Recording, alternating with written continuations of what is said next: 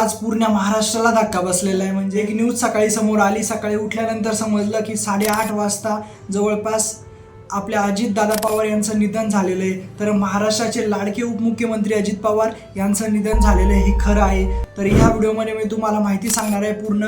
तर त्याआधी तुम्हाला एवढं सांगतो की जीवनात प्रत्येक गोष्टीचा आनंद घेत चला, कारण कधी काय होईल हे सांगता येत नाही। तर प्लेन क्रॅशमध्ये अजित पवार यांचं निधन झालेलं आहे, ते पण सकाळी 8:30च्या दरम्यान त्यांचं निधन झालेलं आहे।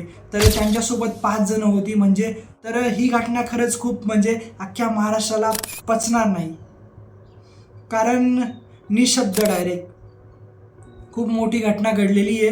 तर पूर्ण महाराष्ट्र आज एकदम सन्न झाला असेल। तर प्रत्येक क्रिएटरच्या नात्याने, तर मी क्रिएटर आहे त्यामुळे हा व्हिडिओ मी बनवतोय। तर अजित पवार यांना भावपूर्ण श्रद्धांजली, जे 5 जण होते त्यांना सुद्धा भावपूर्ण श्रद्धांजली। ही घटना कशी घडली आहे तुम्हाला मी एका व्हिडिओच्या द्वारे तुम्हाला सांगतो। AI जनरेटेड व्हिडिओ आहे, त्या व्हिडिओच्या द्वारे तुम्हाला सांगतो ही घटना सकाळी कसं काय घडली होती। उपमुख्यमंत्री अजित पवार यांचा मृत्यू विमान अपघातात झाला।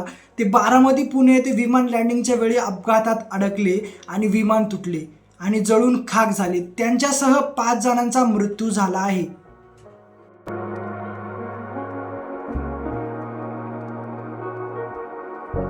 वाईट घटना घडलेली आहे। हा एक काळा दिवस आहे आजचा, जो की अजित पवार यांचा आज मृत्यू झालेला आहे सकाळी। त्यांच्यासोबत जे 4 जण होते ते सुद्धा मृत्यू पडलेले। तर प्लेन क्रॅशमध्ये सकाळी 8:30 वाजता ही घटना घडलेली आहे।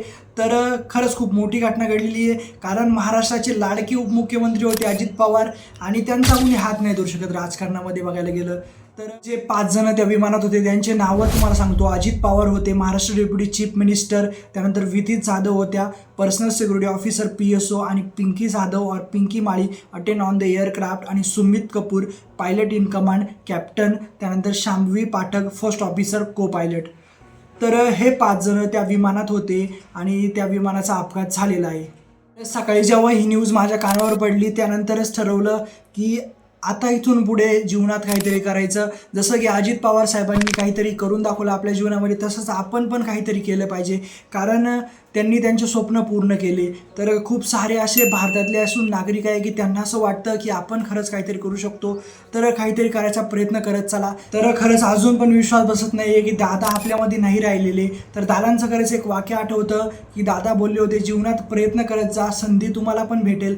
दादांनी खरंच ते करून दाखवले आपल्या जीवनामध्ये। उपमुख्यमंत्री होते दादा आपल्या महाराष्ट्राचे। तर खरंच आज वाईट वाटतंय की अजून पण ते महाराष्ट्राला विश्वास बसत नाही की अजित पवार साहेब आपल्यामध्ये नाही राहिलेले। त्यांच्यासोबत जे 5 कर्मचारी होते त्यांना सुद्धा भावपूर्ण श्रद्धांजली। तर जाता जाता तुम्हाला एक मेसेज देऊन जातो की जीवनात कधी काय होईल नाही आपल्याला माहिती नसतं, कधी काय होईल हे सांगता येत नाही। त्यामुळे जीवनाच्या वाटेवर चालताना प्रत्येक गोष्टीचा आनंद घेत चला।